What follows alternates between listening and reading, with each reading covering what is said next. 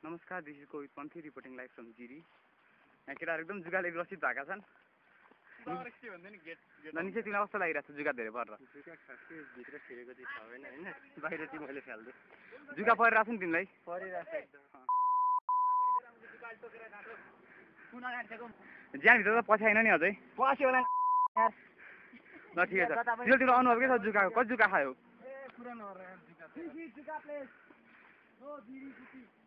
अब यहाँ आशिष आउँदै हुनुहुन्छ, उहाँलाई जुकाले केटो समाधि सकेको थियो। तपाईँलाई कतिवटा जुका पऱ्यो सरकार? अनि जुगाले टोक्न त पाएन नि? मोजै भित्र? ओहो, जुगाले मारे यार, के गर्ने?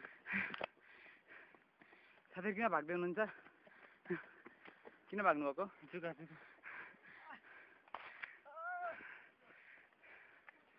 अर्को आउँदै होला।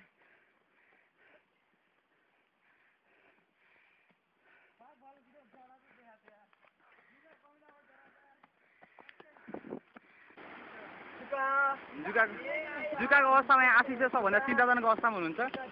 उहाँलाई जुका परिसकेको हुनाले उहाँले चाहिँ जुत्ता हेर्दै हुनुहुन्छ जुका पऱ्यो कि भनेर। रामकुमार एकदम खुसी हुनुहुन्छ धेरै जुका पऱ्यो भनेर।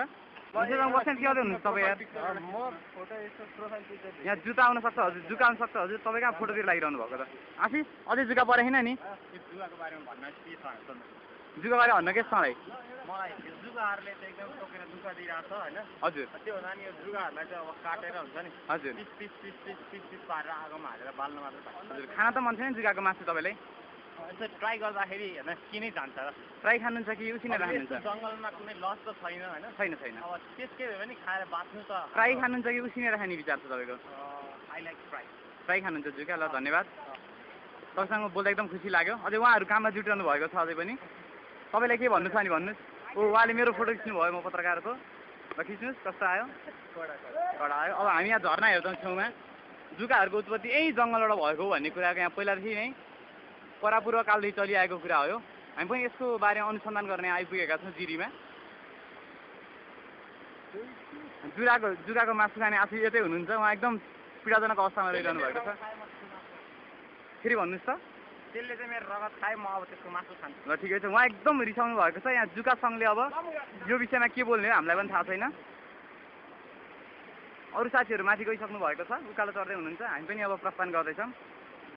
हामी आफ्नो गन्तव्यतर्फ प्रस्थान गर्दैछौँ। बाटो पनि चिप्लो रहेको छ, बाटोभरि जुका भएको हुनाले हामीलाई अलिक कठिनाइ आएको छ। हामी अन्त्यमा महादेवचन आइसकेका छौँ।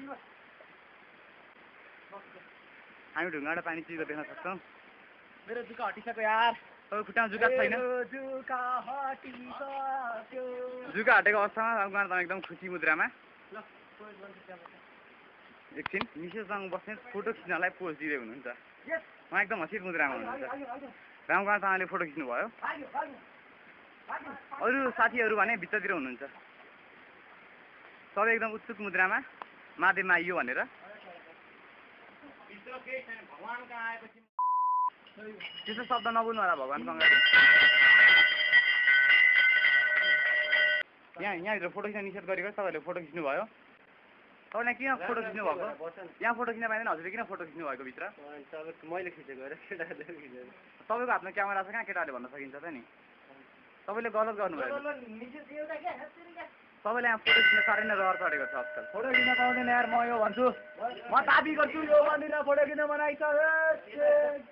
हाम्रो महादेवको यात्रा सम्पन्न भएको छ। हामी फर्किने तर्फमा छौँ।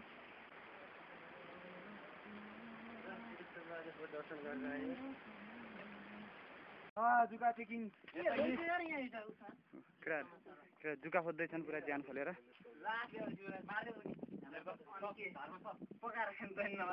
छैन।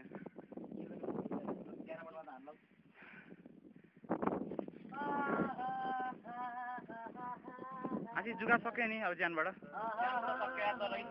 चाहिँ आइरहेको छ होइन, आइरहेको स्थिति छ। जुगाले टोकेछ नि त हजुरलाई कडा टोकेछ नि जुगा।